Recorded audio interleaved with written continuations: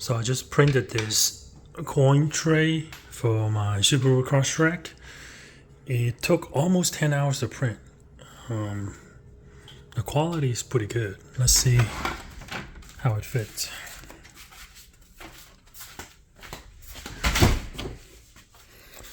So it's supposed to go inside here.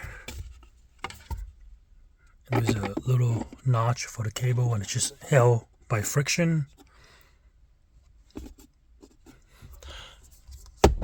Now there's a little resistance when I close it, and I noticed this got pushed down, so I think this notch is a little bit too tall because it's interfering with this when we close, so I'm gonna have to cut this notch off a little bit.